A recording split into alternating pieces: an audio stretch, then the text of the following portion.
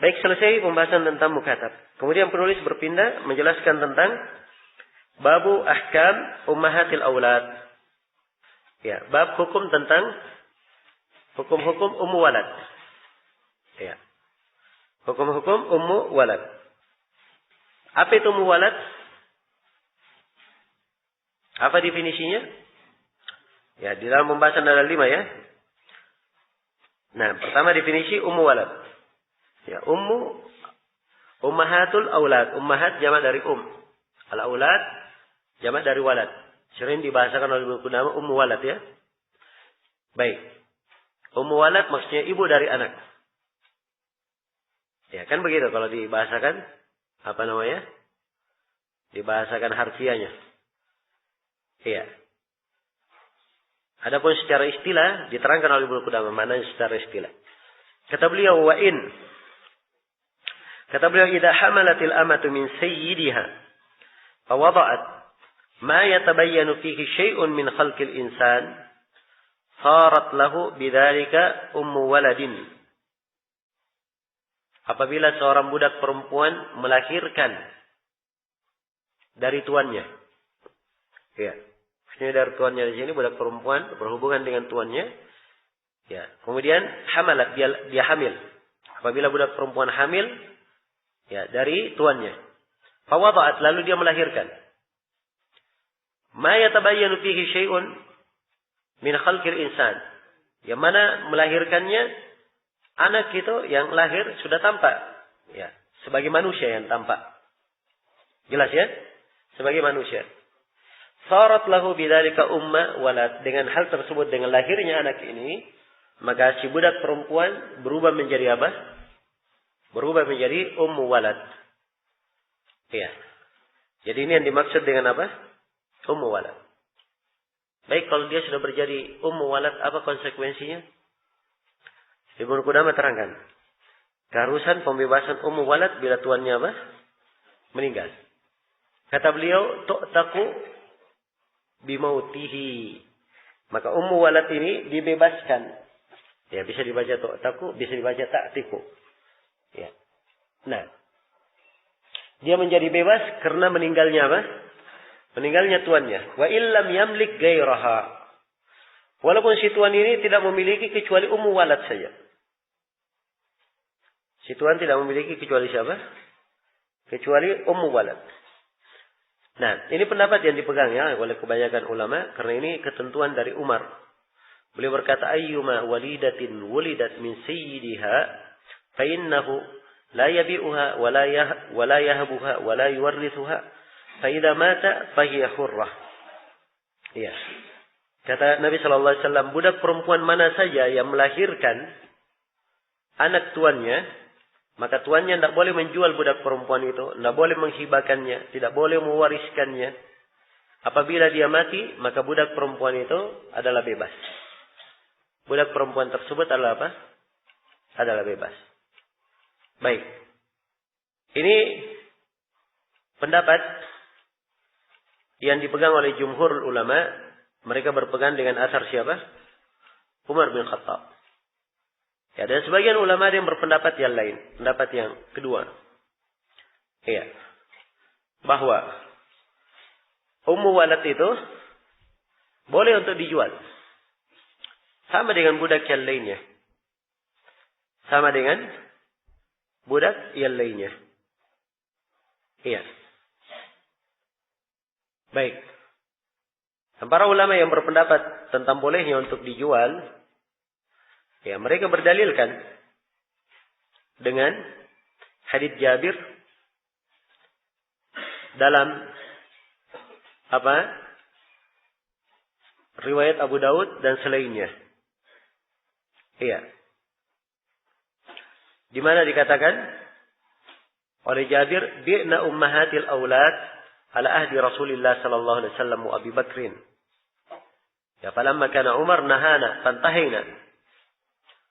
Kata Jabir, kami menjual ummu walad, kami menjual ummu walad di masa Rasulullah dan di masa Abu Bakar. Di masa Rasulullah dan di masa siapa? Di masa Abu Bakar As-Siddiq. Nah, begitu masa Umar, kata Jabir, Umar pun melarang kami. Maka kami berhenti darinya. Kami berhenti apa? Darinya. Iya. Kemudian,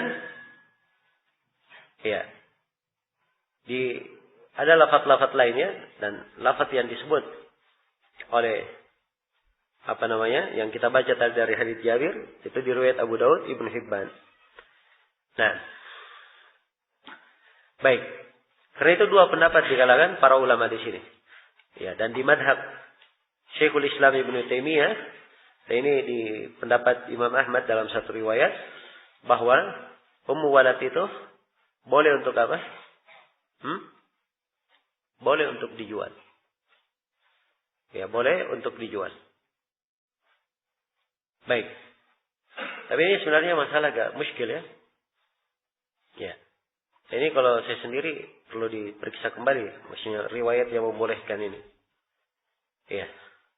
Walaupun riwayat yang melarang ada kelemahan, tapi riwayat yang membolehkan ini diperiksa kembali. Karena Ibnu Qudamah menukil kesepakatan para sahabat tentang tidak boleh apa? Tidak boleh menjual Ummu Walad. Iya.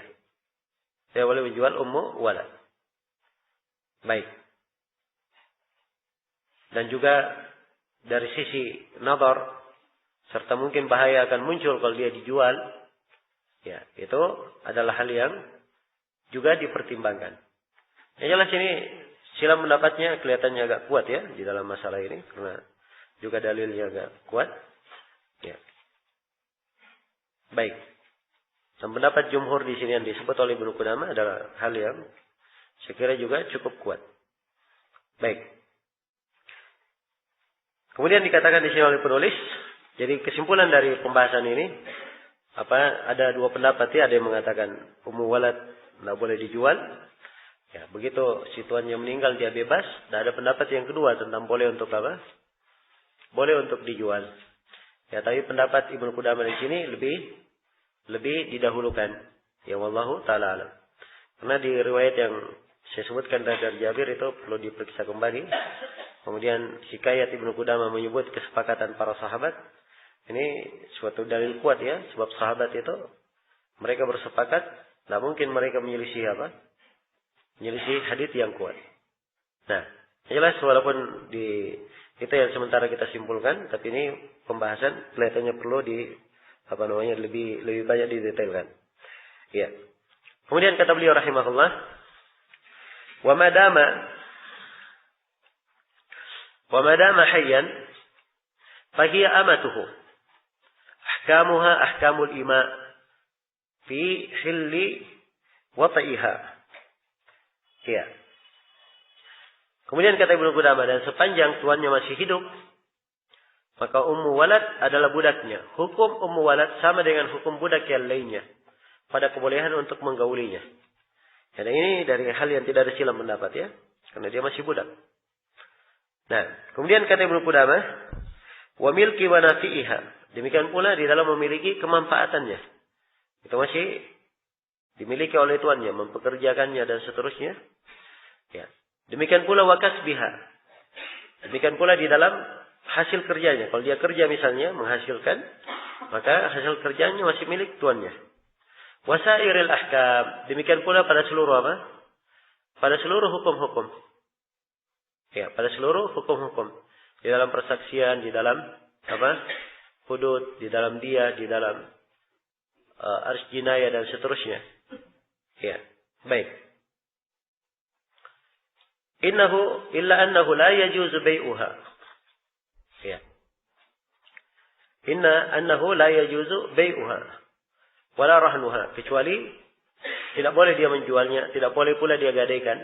Jadi hukumnya sama seluruhnya, tapi tidak boleh dijual, tidak boleh tidak boleh digadaikan. Ya, wala sa'iru ma yunqalul milk fiha, dan tidak boleh dilakukan segala bentuk transaksi yang memindahkan kepemilikan. Au yuradu lahu, atau segala hal yang diinginkan dengannya untuk memilikinya. Iya. Jadi ini semua dibangun di atas pendapat Ibnu Qudamah ya di awal, bahwa Ummu walad tidak boleh dijual. Kalau di atas pendapat yang kedua bolehnya, ini tidak berlaku ya. Baik. Kemudian kata Ibnu Qudamah, wa tajuzul wasiyatu laha, dan boleh berwasiat untuknya. Wa ilaiha, dan kepadanya. Ya kalau misalnya sebelum meninggal si tuannya berwasiat, ya atau ada orang yang berwasiat untuknya, maka tidak ada masalah.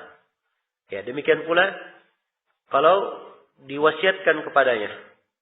Ya diwasiatkan kepadanya. Mereka misalnya dia berwasiat bahwa nanti si ummu walad dia mengurus urusan harta tertentu, maka tidak ada masalah. Itu wasiat kepadanya, diperbolehkan. Sebab dia nanti akan bebas ya. Kemudian dikatakan fa in qatalat sayyidaha amdan fa 'alaiha al-qisas. Kalau ummu walad membunuh tuannya. Ini pembahasan apabila ummu walad membunuh tuannya. Apabila si ummu walad ini membunuh tuannya dengan sengaja, maka dia wajib dikisas. Wajib untuk dia apa? Dikisas. Wa in qatalahu khata'an fa 'alaihi qimatu nafsiha. Kalau dia bunuh tuannya dengan pembunuhan khata' tidak sengaja, maka dia bayar harga dirinya. Ya, sebab itu ganti dari apa?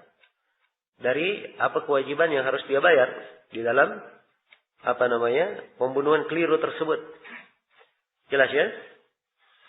Nah, wa ta'tiqu fil halaini, dan pada dua keadaan semuanya dia dibebaskan. Pada dua keadaan. Baik. Kemudian terakhir, jika seorang menikahi budak perempuan milik orang lain, lalu budak tersebut dia miliki dalam keadaan hamil. Ya, janin tersebut dihukumi sebagai orang bebas dan boleh menjual budak tersebut.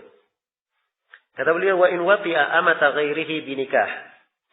Kalau dia menggauli budak orang lain, ya, dengan ikatan nikah. Ya, pertama dia seorang bebas ya. Dia nikahi seorang budak perempuan. Dia gauli. Iya. Kemudian hamil. Pamalakaha hamilan. Begitu dia hamil, ya. Orang bebas ini yang menjadi suami budak perempuan dibeli sama dia. Dibeli. Dalam keadaan dia hamil. Jelas ya? Apa hukum janinnya? Ya. Ataqal janin. Maka janinnya menjadi apa? Menjadi bebas. Ya. Karena dia masih dalam perut ya, belum terlahir. Itu sama saja. Kalau orang bebas menikahi apa? Budak perempuan yang merupakan miliknya, maka anak dari budak perempuan itu menjadi apa? Menjadi bebas. Walahu bai'uha. Iya. Dan dia boleh menjual budak perempuan itu. Loh kok boleh dijual? Bukan ummu walad. Kenapa boleh dijual? Antum paham gak masalahnya? Saya ulangi masalahnya ya. Seorang dia menikahi budak orang lain. Iya, menikahi budak orang lain. Orang ini bebas ya, dia nikahi budak orang lain. Kemudian setelah dia nikahi, hamil budak perempuan ini. Dia hamil. Begitu budak perempuan ini hamil, budak perempuan dibeli oleh suami yang bebas ini. Tadinya masih budak orang. Tapi setelah itu dibeli. Nah, setelah dibeli, Ibnu Qudamah terangkan dua hukum. Hukum yang pertama, anaknya, janinnya, hukumnya bebas. Kita sudah terangkan, hukumnya bebas janin, karena si anak ini belum lahir ya. Jadi kalau dia lahir dan dia adalah anak tuannya yang membebaskan, yang membeli si budak perempuan ini, anak berarti dia adalah anak dari tuannya. Dan anak tuan hukumnya apa? Hukumnya bebas, kan begitu. Tapi Ibnu Qudamah memberi hukum yang kedua bahwa budak perempuannya dia boleh dijual. Kau boleh dijual, tidak menjadi ummu walad. Ya. Karena dia ketika hamil itu masih belum masuk di dalam apa? Kepemilikannya. Ya. Makanya dia belum menjadi apa? Menjadi ummu walad. Jelas sampai sini? Baik, karena itu boleh dijual. Nah, itu yang disebut oleh Ibnu Qudamah di sini. Ya Allah taala alam. Selesai sudah ya pembahasan tentang apa? Ummahat al-aulad. Iya. Kemudian setelah itu Ibnu Qudamah berpindah menjelaskan pembahasan kitabun nikah.